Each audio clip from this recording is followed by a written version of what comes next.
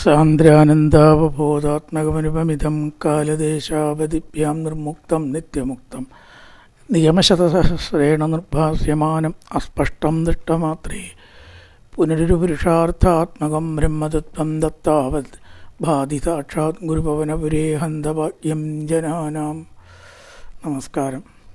സനാതന ധർമ്മ സംഹിതകൾ പങ്കുവയ്ക്കാനുള്ള ചാനലായ നാദശ്രീയിലേക്ക് എല്ലാവർക്കും സ്വാഗതം. പ്രിയരെ, ശ്രീമന്നാരായണീയത്തിലെ 17ാമത്തെ ദശകം ധ്രുവചരിതം പറഞ്ഞ് അവസാനിപ്പിച്ചിരിക്കുകയാണ്.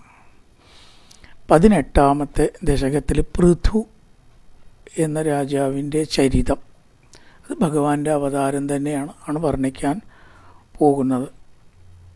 ആദ്യത്തെ ശ്ലോകം: ജാതസ്യ ധ്രുവകുല ഏവ തുംഗകീർത്തേ അംഗസ്യ വ്യജനിസുതസ്സവേന നാമ യദ്ദോഷവ്യതിതമതിസ്സരാജവര്യ ത്വത്പാദേ നിഹിതമനാവനംഗതോഭൂത്.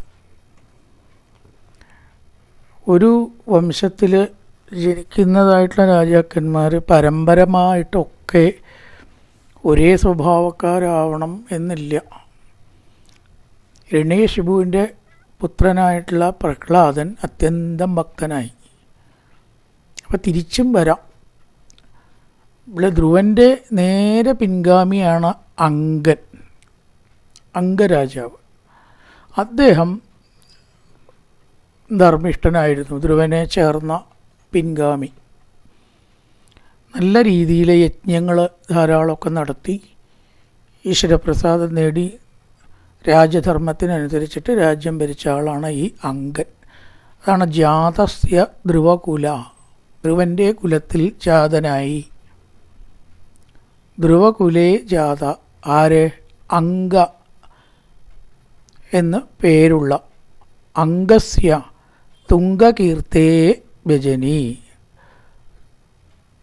പ്രസിദ്ധനായിട്ടുള്ള അംഗരാജാവ് ജനിച്ചു. ആ അംഗരാജാവിനോ ഒരു പുത്രൻ ജനിച്ചു, അതാണ് വേനൻ. ധ്രുവകുല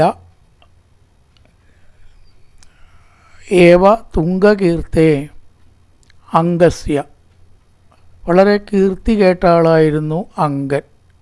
ആണ് തുംഗകീർത്തേ, ഉയർന്ന കീർത്തി ഉള്ള ആ അംഗന്. ഏതങ്കന്? ധ്രുവകുലത്തിൽ ജനിച്ച അംഗന്. ധ്രുവകുല ഏവ തുംഗകീർത്തേ അംഗസ്യ. ഇങ്ങനത്തെ അംഗൻ, ധ്രുവകുലത്തിൽ ജനിച്ച അംഗൻ. ധ്രുവകുല ജാത അംഗസ്യ. രണ്ട് വിശേഷണമുണ്ട് അംഗന്. രംഗ എന്നവിടെ വരുന്നത് ചേർച്ച കൊണ്ടാണ്. അംഗ എന്നാണ് വാക്ക്. കീർത്തേ പ്ലസ് അംഗസ്യ, കീർത്തേ രംഗസ്യ. നമ്മുടെ ഇല്ല സത്യത്തിൽ. അംഗസ്യ സന്ധിയിൽ വന്ന് ചേരുമ്പോൾ വരും, അതിലാണ് അംഗസ്യ എന്നാണ് വാക്ക്. ഏതാണ് അംഗൻ്റെ വിശേഷണം? ഒന്ന് ധ്രുവകുല, ധ്രുവകുലത്തിൽ ജനിച്ചിട്ടുള്ളവൻ. പിന്നെന്നോ തുംഗകീർത്തേ, ഉയർന്ന കീർത്തിയുള്ളവൻ, നല്ലവനാണ്. നല്ല കീർത്തിയാണ് ഇവിടെ ഉദ്ദേശിച്ചത്, ദുഷ്കീർത്തിയല്ല. അപ്പം തുംഗകീർത്തേ ധ്രുവകുല ഏവ അംഗസ്യ. അംഗസ്യ അംഗന്, ന എന്നുള്ള വിഭക്തിയാണ്. ആ അംഗന് ആര് ജനിച്ചു? ഒരു മകൻ ജനിച്ചു, സുത. വേന നാമ സുത വ്യജനി. ധ്രുവകുലത്തിൽ ജനിച്ചവനും നല്ല കീർത്തി ഉള്ളവനും ആയ അംഗസ്യ, ധ്രുവകുല തുംഗകീർത്തേ അംഗസ്യ. ആ അംഗന് അതിൽ ജനിച്ചതാണ്. അംഗസ്യ വേന നാമ സുത വ്യജനി. വേനൻ എന്ന പേരിൽ നാമ, സുതൻ, വ്യജനി എന്ന് പറഞ്ഞാൽ ജനിച്ചു എന്നർത്ഥം. ഇവിടെ വി എന്നുള്ള ആ ഒരു വാക്കിന് പ്രത്യേകത കൊണ്ട് ജനിച്ചു എന്നും കൂടി ഉണ്ടത്രേ അർത്ഥം. അങ്ങനെയല്ല വേണ്ടിയിരുന്നത്. കാരണം ധ്രുവൻ്റെയും അംഗൻ്റെയും സ്വഭാവം വെച്ച് നോക്കുമ്പോൾ നല്ല ആളാണല്ലോ ജനിക്കേണ്ടത്. പക്ഷേ വേനൻ വളരെ ദുഷ്ടാത്മാവായിരുന്നു. ഈ കഥ കുറച്ച് വേനൻ്റെ ദുഷ്പ്രവൃത്തികളെ കുറിച്ചാണ് പറയണം. പ്രപഞ്ചം എന്ന് പറയുന്നത് നല്ലതും ചീത്തയും ഉണ്ടാവും, നല്ലതും ചീത്തയും കലർന്നതും ഉണ്ടാവും. അങ്ങനെയാണല്ലോ പ്രപഞ്ചം ഉണ്ടാവുക, ഒക്കെ ഒരേപോലെയല്ല. അപ്പോൾ ഇവിടെ കുറച്ച് ദുഷ്പ്രവൃത്തികളും ദുഷ്കീർത്തിയും നേടിയ ആളുടെ കഥ വേനൻ. ആരായിരുന്നു വേനൻ? അംഗസ്യ സുത, അംഗൻ്റെ സുതനാണ്. അംഗനോ ധ്രുവകുലത്തിൽ ജനിച്ചവനാണ്, നല്ല കീർത്തിയുള്ളവനും ആണ്. അപ്പം ധ്രുവകുലത്തിൽ ജനിച്ചവനും നല്ല കീർത്തിയുള്ളവനും ആയ അംഗന് ജനിച്ച, നല്ല കീർത്തിയോടുകൂടി ജനിച്ചതായിട്ടുള്ള അംഗന് വേന നാമാസുത വ്യജനി, വേനൻ എന്ന് പറഞ്ഞിട്ടൊരു സുതൻ ഉണ്ടായി. ജാതസ്യ ധ്രുവകുല ഏവ തുംഗകീർത്തേ, ധ്രുവകുലേ ജാതസ്യ, ധ്രുവകുലത്തിൽ ജനിച്ചതും തുംഗകീർത്തേ, ഉയർന്ന കീർത്തിയുള്ളവനും ആയ അംഗൻ ജനിച്ചു. ആ അംഗന് വേന നാമാസുത വ്യജനി, അംഗൻ്റെ പുത്രനാണ് ആര്? വേനൻ. യാതസ്യ ധ്രുവകുല ഏവ തുംഗകീർത്തേരംഗസ്യ, ധ്രുവകുലത്തിൽ ജനിച്ചവനും ഉയർന്ന കീർത്തിയുള്ളവനുമായ അംഗന് വേന നാമസുത വ്യജനി, വേനൻ എന്ന പേരിലൊരു സുതൻ ജനിച്ചു. വേനൻ്റെ പ്രത്യേകതയാണ് രണ്ടാമത്തെ വരി, നാലാമത്തെ വരി, 3ഉം 4ഉം വരികളിൽ പറയണത്. 2 വരിയിൽ വേനൻ്റെ ജനനം, 3ഉം 4ഉം വരികളിലോ വേനൻ്റെ പ്രത്യേകത. യദ്ദോഷ വ്യതിതമതി സരാജവര്യ ത്വത്പാദേ നിഹിതമന വനംഗതോ ഭൂത്. ഏതൊരു വേനൻ്റെ ദോഷത്താലാണോ, അവന് ദോഷേ പറയാനുള്ളൂ, ഗുണമൊന്നുമില്ല. യദ്ദോഷ വ്യതിതമതി, ഒരച്ഛനെ സംബന്ധിച്ച് ഏറ്റവും അഭിമാനം പുത്രൻ നന്നാവുക, ഉയർന്ന സ്ഥാനങ്ങളോ കീർത്തിയോ നേടുക, അതാണ് ഏറ്റവും ദുഃഖമുള്ള കാര്യമോ പുത്രൻ ചീത്ത ആളായിട്ട് മാറുക, ദുഷ്കീർത്തി ഉണ്ടാക്കുക.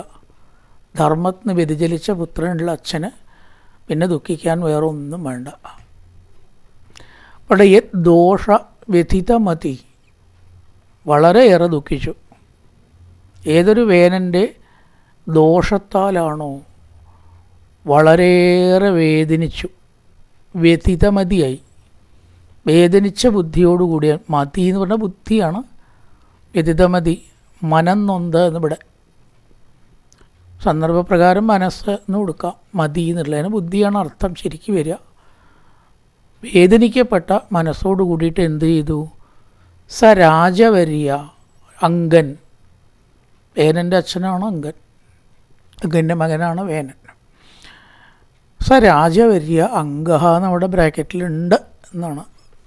ആ രാജവര്യനായിട്ടുള്ള അംഗനാവട്ടെ ത്വത്പാദേ നിഹിതമന വനംഗതോ ഭൂത്, ഇനി നാട്ടിലിരിക്കുകയല്ല എന്നങ്ങനെ വിചാരിച്ച്, അല്ലയോ ഗുരുവായൂരപ്പ അങ്ങയുടെ പാദത്തെ ചിന്തിച്ച് കാട്ടിലേക്ക് പോയി. പണ്ട് അങ്ങനെ ഒരു ഏർപ്പാടുണ്ടെന്നാ, അതെങ്കിലും ഉണ്ടെന്ന് അതുമില്ല, ഒക്കെ സഹിച്ച് കഴിയുന്നേ വഴിയുള്ളൂ. കാടില്ല, എന്നാലല്ലേ കാട്ടു പോകാൻ പറ്റൂ.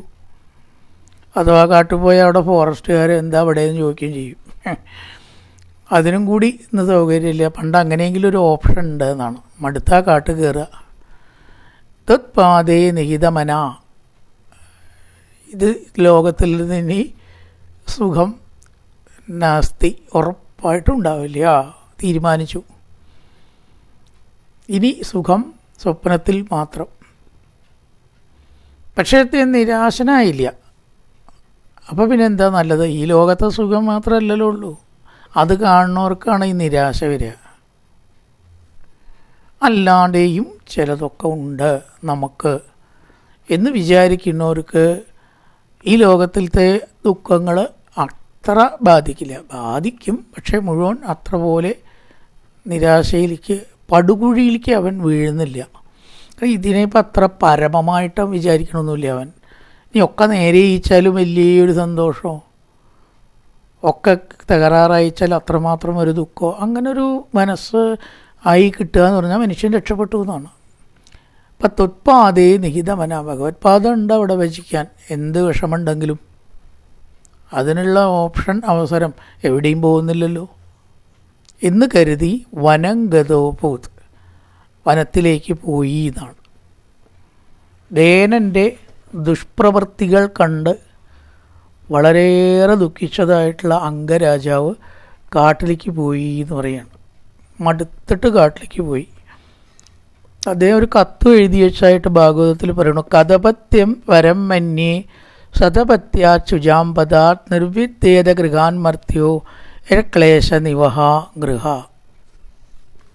ഒരുപാട് ചീത്ത കാര്യങ്ങൾ ലോകത്തിൽ പ്രചരിപ്പിച്ചു ഈ വേനൻ എന്നാണ്.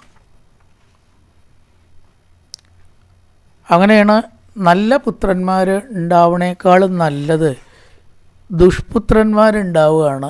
ഇതെന്താ അങ്ങനെ പറയണത്? ഇവിടെ പറഞ്ഞ കഥപത്യം ദുഷ്പുത്രത്വം എന്നർത്ഥം. ഈ അനപത്യത്വം, പത്യം എന്നുള്ള വാക്ക് സംസ്കൃതത്തിൽ പുത്രനെ കാണിക്കുന്നതാണ്. അനപത്യം എന്ന് പറഞ്ഞാൽ പുത്രന്മാരില്ലായ്മ, അനപത്യം പുത്രന്മാരില്ലായ്മ. കഥപത്യം എന്ന് പറഞ്ഞാലോ ദുഷ്പുത്രത്വം, ഉണ്ടായ പുത്രൻ ദുഷിക്കണ ആ അവസ്ഥയ്ക്കാണ് കഥപത്യം. അപ്പോൾ നല്ല പുത്രന്മാരുള്ള അവസ്ഥയ്ക്ക് സതപത്യം എന്ന് പറയും. 3 പത്യങ്ങളാണ്: അനപത്യം, സതപത്യം, കഥപത്യം. അനപത്യം പുത്രന്മാരില്ലാത്തത്, കഥപത്യം ദുഷ്പുത്രന്മാരുള്ള, സതപത്യം സത്പുത്രന്മാരുള്ള അവസ്ഥ. ഇവിടെ പറഞ്ഞത് കഥപത്യം വരമ്മന്യേ തഥപത്യാ ചുജാം എന്നാണ്. ദുഷ്പുത്രന്മാരുണ്ടാവുകയാണ് സത്പുത്രന്മാരുണ്ടാവണേക്കാൾ നല്ലത്. വരമ്മന്യേ എന്ന് പറഞ്ഞാൽ ശ്രേഷ്ഠമാണ് എന്നാണ് വരുന്ന വാക്കിനർത്ഥം. ശ്രേഷ്ഠമായിട്ട് ഞാൻ ദുഷ്പുത്രന്മാരുണ്ടാവണത് വിചാരിക്കുന്നു. അതിൻ്റെ അർത്ഥം അടുത്ത വരി നോക്കിയാലേ മനസ്സിലാവുള്ളൂ. നിർവിദ്യേത ഗൃഹാൻ മർത്യോ ക്ലേശ നിവഹ ഗൃഹ. വേഗം മനുഷ്യനിലോ ജീവിതത്തിൽ വിരക്തി ഉണ്ടാവും അത്രേ. വിരക്തി നല്ലതായിട്ടാണല്ലോ എവിടെയും പറയണത്. എന്നിട്ടോ ഈശ്വരനെ ഭജിക്കും. പ്രപഞ്ചത്തോടെ നല്ല പുത്രൻ ഉണ്ടായ അതിനെ മടിയിൽ വെച്ച് ലാളിച്ച് അങ്ങനെ അനുഭവിച്ചിരിക്കും. ഈശ്വരനെ ഭജിക്കാൻ തോന്നില്ല. മക്കളുള്ളവർക്ക് മക്കളാണ് ഏറ്റവും അവരുടെ സ്വത്ത്. എല്ലാ ശ്രദ്ധയും എപ്പോഴും അതിലാണ് ഉണ്ടാവുക. അവരങ്ങോട്ട് ദുഷിച്ചാലോ നിർവിദ്യേത ഗൃഹാൻ മർത്യോ, ഗൃഹത്താശ്രമം മടുത്ത് വേഗം എവിടേക്ക് പോവും? ഭഗവാനെ ഭജിക്കാറാവും. അപ്പോൾ വിരക്തി ഉണ്ടാവും, ഈശ്വരഭക്തി ഉണ്ടാവും. അത് നല്ലതല്ലേ എന്നുള്ള അർത്ഥത്തിലാണ് എനിക്കുള്ള ഈ ദുഷ്പുത്രത്വം നന്നായി എന്ന് രാജാവ് വ്യംഗ്യമായിട്ട് പറഞ്ഞതാണ്. അതുകൊണ്ട് ഞാൻ ഇനി ഈ രാജ്യഭാരം ആഗ്രഹിക്കുന്നില്ല എന്നും പറഞ്ഞ് വേഗം കാട്ടിലേക്ക് കയറി. വേനനാവട്ടെ എല്ലാ രീതിയിലും ദുഷ്പുത്രത്വം, തൻ്റെ ആ ദുഷ്ടത്തരം ലോകത്തിലങ്ങനെ പ്രചരിപ്പിച്ചു.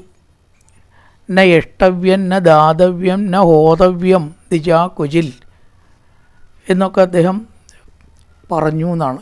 യാഗം ചെയ്യരുത്, ഹോമം ചെയ്യരുത്, ദാനം മുതലായിട്ടതൊന്നും ചെയ്യരുത്.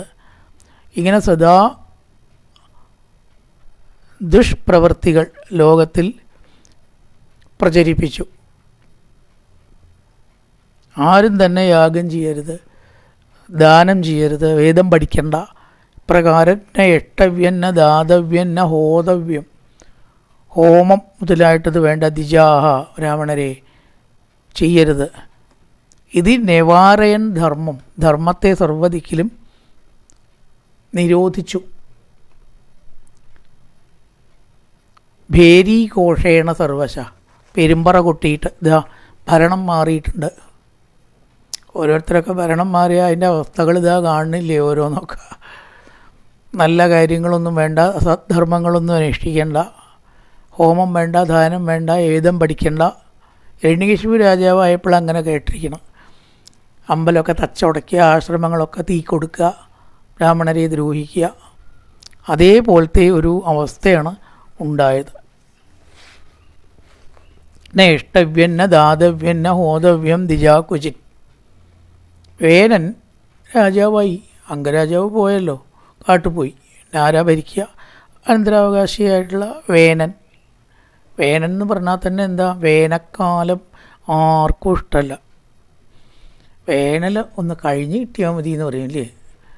അപ്പോൾ എല്ലാവർക്കും ഇഷ്ടമില്ലാത്ത കാലമാണ് വേനൽ. നാദിപ്രേയ ശരീരിനാം, ശരീരം എടുത്തവർക്ക് ആർക്കും ഇഷ്ടമല്ല. മനുഷ്യന് മാത്രമല്ല, ജീവജാലങ്ങൾക്കും വേനൽ ഇഷ്ടമല്ല എന്നാണ്. നാദിപ്രേയ ശരീരിന എന്ന് പറഞ്ഞാൽ ഋതുവർണ്ണനത്തിൽ വേനൽക്കാലത്തെ പറ്റി പറയുന്ന വിശേഷണമാണ്. ഒരു ജീവിക്കും മനുഷ്യനും വേനലിനെ ഇഷ്ടമല്ല. വേനൽക്കാലം ഒന്ന് കഴിഞ്ഞ് കിട്ടിയെന്നാണ്. ആ പേരെന്നെ വേനനാണ്. അങ്ങനെ ഒരു ധർമ്മവും നടപ്പാക്കാതെ ഇരിക്കാൻ വേണ്ടിയിട്ട് പെരുമ്പറ കൊട്ടി ലോകം മുഴുവനെ അറിയിപ്പ് കൊടുത്തു. ഇവനിവിടെ നല്ല ധർമ്മങ്ങളോ ഹോമങ്ങളോ ദാനങ്ങളോ വേദാധ്യയനങ്ങളോ പാടില്ല എന്നങ്ങനെ പറഞ്ഞു. അപ്പം മഹർഷിമാരൊക്കെ അതാണ് അവിടെ പറഞ്ഞത്. പാപോപി, അടുത്ത ശ്ലോകം, ക്ഷിരിതല പാലനായ വേന പൗരാതേരുപനിഹിത കഠോരവീര്യ. പാപനാണ്. പാപോപി, പാപനാണെങ്കിലും വേന കഠോരവീര്യ, കഠോരവീര്യനായിരിക്കുന്ന വേനൻ. പൗരാതേർ ഉപനിഹിത, ക്ഷിരിതലപാലനായ ഉപനിഹിത, ക്ഷിരിതലമായിട്ടുള്ള ഭൂമിയെ ഭരിക്കാൻ വേണ്ടിയിട്ട് നിയോഗിച്ചു. ആരെങ്കിലും ഭരിക്കണമല്ലോ. ഭരണമില്ലെങ്കിൽ കള്ളന്മാരുണ്ടാവും, അധർമ്മം ഉണ്ടാവും, അരാജകത്വം എവിടെ ഉണ്ടാവും. എന്തായാലും അവനെ രാജാവാക്കുക എന്ന് തീരുമാനിച്ച ക്ഷിരിതലപാലനായ ഭൂമിയെ പാലിക്കാനായിക്കൊണ്ട് പൗരാദ്യർ വേന ഉപനിഹിത, പൗരാദ്യന്മാരാൽ, പ്രധാന പൗരന്മാരും അവിടെ മഹർഷിമാരും മുതലായിട്ടുള്ളവരൊക്കെ ഉണ്ട്, അവരാൽ വേനൻ ക്ഷിരിതലപാലനായ ഉപനിഹിത നിയമിക്കപ്പെട്ടു. പാപോപി ക്ഷിരിതലപാലനായ വേന പൗരാദ്യർ ഉപനിഹിത, പൗരന്മാരൊക്കെ പ്രധാനികൾ, പ്രധാന പൗരന്മാർ വേനനെ രാജാവാക്കി. കഠോരവീര്യ, ഒരു ദയയും അലിവും സദ്ഗുണങ്ങളും ഇല്ലാത്തവനായിരുന്നു വേനൻ. എന്തു ചെയ്തു? സർവേഭ്യോ നിജബലമേവ സംപ്രശംസൻ, തൻ്റെ ബലത്തെക്കുറിച്ച് പ്രശംസിക്കുക. ആത്മപ്രശംസ എന്ന് പറയും. ചില ആൾക്കാർക്ക് അത് വലിയ പ്രധാനമാവും. തൻ്റെ കേമത്തങ്ങനെ വിളിച്ചു പറയുക. നമ്മുടെ കേമത്തം പറയേണ്ടത് എപ്പോഴും നമ്മളല്ല. നമ്മൾ വലിയ ആളാണെന്ന് നമ്മൾ പറഞ്ഞാൽ അതിന് വല്ല വിലയുണ്ടോ? അപ്പോൾ എപ്പോഴും അത് മറ്റൊരാൾ പറയണം. അത് ദുഷ്ടാത്മാക്കൾക്കും അഹങ്കാരമുള്ളവർക്കും അറിയില്ല. അപ്പം അവരോരെന്നെ അവരവരുടെ കേമത്തം ഇങ്ങനെ പറയുക.